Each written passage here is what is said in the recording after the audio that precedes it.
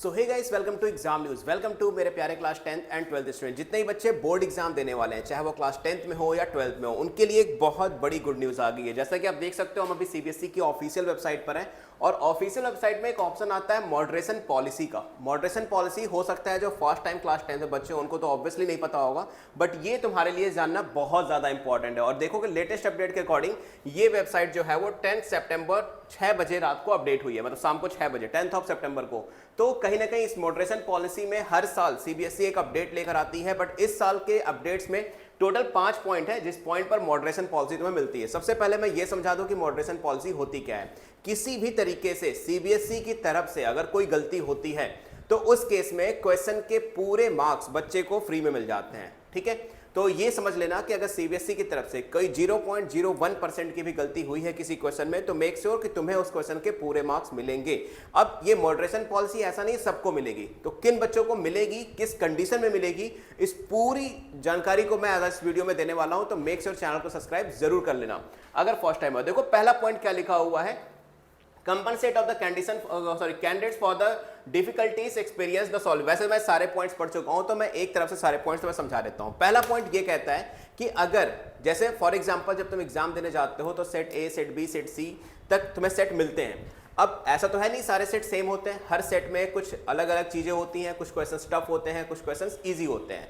अगर मान लो तुम्हारा जो सेट है सेट ए, जैसा कि 2 साल पहले बोर्ड एग्जाम में हुआ था क्लास 12 के केमिस्ट्री में और क्लास 10th के मैथ के पेपर में ऐसा हुआ था, तो सेट में डिफरेंस बहुत था। मतलब एक सेट इजी लेवल का बना था और एक सेट टफ लेवल का बना था। अब प्रॉब्लम की बात है क्योंकि तुम्हारे साथ तो क्या हो गई, पार्शियलिटी हो गई।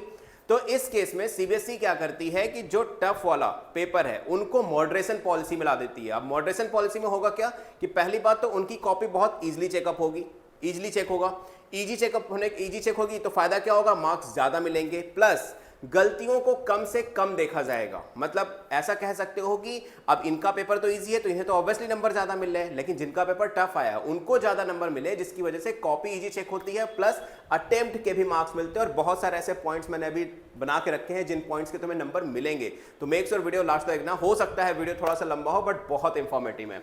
दूसरा क्या कहता है, compensate of the various of the beginning uninformative the evaluation of the process. अगर कभी भी ऐसा लगता है कि जो क्वेश्चन में जो लेबल्स हैं, क्वेश्चन के लेबल हैं, उनमें भी थोड़ा बहुत ऊपर नीचे है, तो उनको भी इक्वल करने के लिए सीबीएसई मॉडरेशन पॉलिसी अप्लाई कर देती है। तो ऐसे बहुत सारे ऑप्शन है। सो level of the mean of the achievement of the set wise the performance of the candidates attributed the difference of the difficulties level of the different set of the question paper in the multiple set scheme तो बहुत सारे ऐसे set होते हैं जिनके paper में questions जो होते हैं वो ऊपर नीचे होते हैं, मतलब किसी में टफ किसी में इजी होते हैं। तो उनको बराबर करने के लिए सीबीएसई क्या करती है, मॉडरेशन पॉलिसी यूज करती है। अब मॉडरेशन पॉलिसी में तुम्हें क्या क्या चीजें मिलने वाली हैं, तो सबसे पहली चीज कि मॉडरेशन पॉलिसी तुम्हें समझ में आ गई कि अगर सीबीएसई की तरफ से कोई मिस्टेक हो रही है तो उस क्वेश्चन के मार्क्स, यानी जो क्वेश्चन का लेवल ऊपर नीचे होगा उसके मार्क्स तुम्हें मिलेंगे। दूसरा, ग्रेस मार्क्स मिलेंगे या नहीं मिलेंगे, तो यार देखो 2025 के एग्जाम में ग्रेस मार्क्स बिल्कुल मिलेंगे, हर साल मिलते हैं और इस साल भी मिलेंगे। ये वो तरीके हैं जिन तरीकों से तुम्हें कंफर्म है कि तुम पास हो जाओगे, बट इसका मतलब ये नहीं है कि तुम स्टडी मत करो। मैं ये नहीं कह रहा स्टडी मत करो, मैं बस ये कह रहा हूं कि अगर स्टडी करते हो तो इन बातों का ध्यान रखो जिससे तुम्हें फ्री में मार्क्स मिल जाते हैं। तो ग्रेस मार्क्स कब मिलते हैं, ग्रेस मार्क्स मॉडरेशन पॉलिसी का ही एक पार्ट होता है। कि ग्रेस मार्क्स में बेसिकली होता क्या है कि जब पेपर सीबीएसई टफ बनाती है या कोई एक सेट टफ बनाती है तो उसमें ग्रेस मार्क्स मिलता है, मतलब 5-6 मार्क्स का दे देते हैं कि इतने मार्क्स तो बच्चों को देने ही देने हैं।